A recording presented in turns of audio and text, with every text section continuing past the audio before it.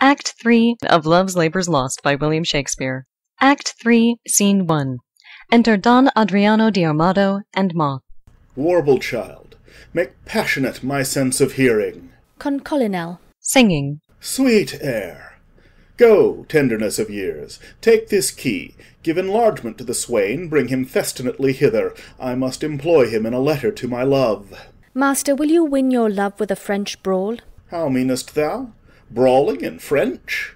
No, my complete master, but to jig off a tune at the tongue's end, canary to it with your feet, humour it with turning up your eyelids, sigh a note and sing a note, sometime through the throat, as if you swallowed love with singing love, sometime through the nose, as if you snuffed up love by smelling love, with your hat penthouse-like o'er the shop of your eyes, with your arms crossed on your thin-bellied doublet like a rabbit on a spit, or your hands in your pocket, like a man after the old painting, and keep not too long in one tune, but a snip and away. These are compliments, these are humours, these betray nice wenches that would be betrayed without these, and make them men of note. Do you note me? That are most affected to these. How hast thou purchased this experience? By my penny of observation. But, oh! The hobby horse is forgot. Callest thou my love hobby-horse? No, master. The hobby-horse is but a colt, and your love perhaps a hackney. But have you forgot your love? Almost I had. Negligent student, learn her by heart. By heart and in heart, boy. And out of heart, master. All those three I will prove. What wilt thou prove? A man, if I live, and this by, in, and without, upon the instant. By heart you love her, because your heart cannot come by her. In heart you love her, because your heart is in love with her.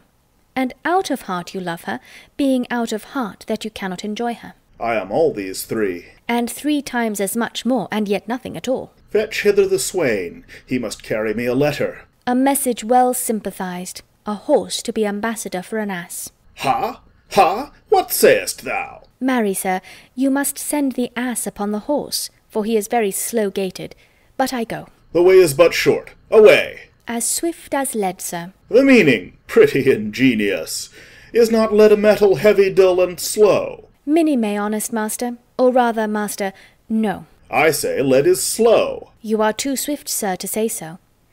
Is that lead slow which is fired from a gun? Sweet smoke of rhetoric, he reputes me a cannon, and the bullet, that's he. I shoot thee at the swain. Thump then, and I flee.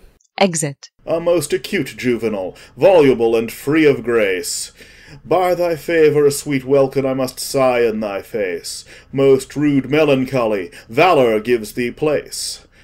My herald is returned. Re-enter Moth with Custard. A wonder, master. He has a custard broken in a shin. Some enigma, some riddle. Come, thy l'envoi, begin. No enigma, no riddle, no l'envoi. No salve in the mail, sir.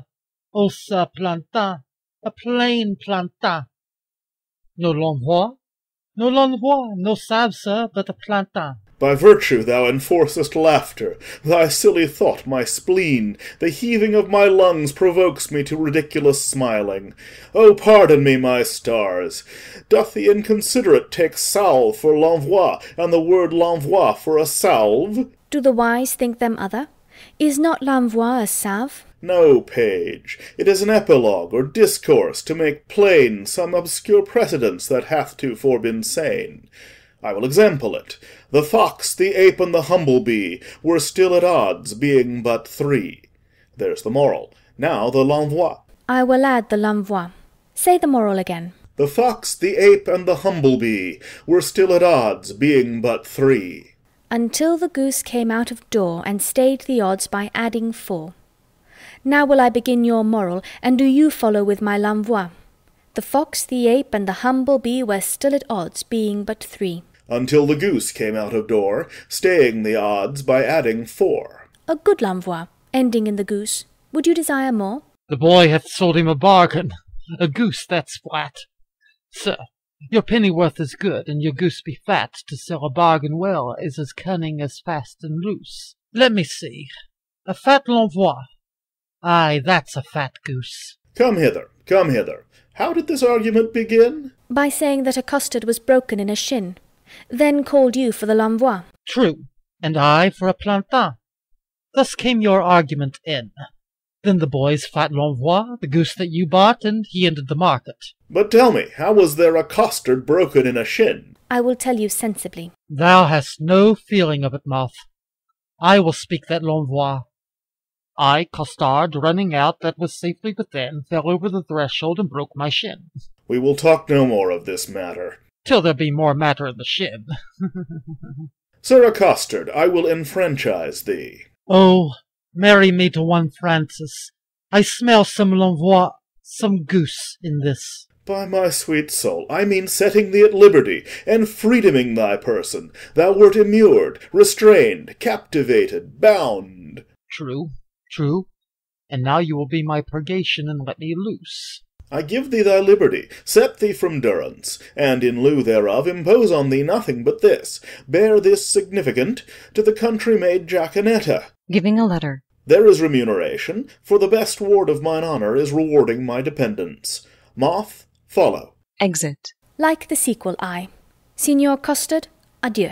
My sweet ounce of man's flesh, my iconic Jew. Exit Moth. Now I will look to this remuneration. Remuneration. Oh, that's the Latin word for 3 farthings. 3 farthings, remuneration. What's the price of the cinco? 1 penny. No, I'll give you a remuneration. Why, it carries it. Remuneration. Why, it is a fairer name than French crown. I will never buy and sell out of this word. Enter Biron.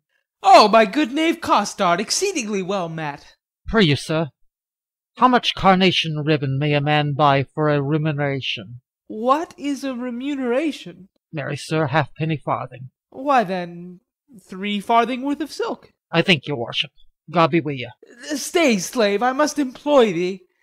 As thou wilt win my favour, good my knave, do one thing for me that I shall entreat. When would you have it done, sir? This afternoon. Well, I will do it, sir. Fare you well. But thou knowest not what it is. I shall know, sir, when I have done it. Why, villain, thou must know first. I will come to your worship tomorrow morning. It must be done this afternoon. Hark, slave, it is but this.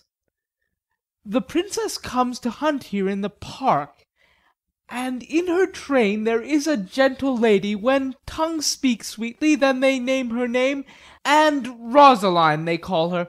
Ask for her, and to her white hand see thou do commend this sealed up counsel. There's thy guerdon. Go. Giving him a shilling. Gardon. Oh, sweet Gardon. Better than remuneration. 11 pence farthing better. Most sweet Gardon. I will do it, sir, in print. Gardon. Remuneration. Exit. And I, forsooth, in love. I, that have been love's whip. A very beadle to a humorous sigh. A critic, nay, a night-watch constable, a domineering pedant o'er the boy, than whom no mortal so magnificent. This wimpled, whining, purblind, wayward boy, this senior junior, giant dwarf, Dan Cupid, regent of love rhymes, lord of folded arms, the anointed sovereign of sighs and groans, liege of all loiterers and malcontents, dread prince of plackets, king of codpieces, sole imperator and great general of trotting parroters. Ah, my little heart! And I to be a corporal of his field, and wear his colours like a tumbler's hoop? What, I love, I sue, I seek a wife? A woman that is like a German clock, still a repairing, ever out of frame, and never going aright, being a watch, but being watched, that it may still go right. Nay, to be perjured, which is worst of all, and among 3 to love the worst of all. A whitely wanton, with a velvet brow, with 2 pitch balls stuck in her face for eyes. Ay, and by heaven, one that will do the deed, though Argus were her eunuch and her guard. And I to sigh for her, to watch for her, to pray for her? Ah, go to! It is a plague that Cupid will impose for my neglect of his almighty dreadful little mite. Well, I will love, write, sigh, praise to, and groan. Some men must love my lady, and some Joan. Exit. End of Act 3,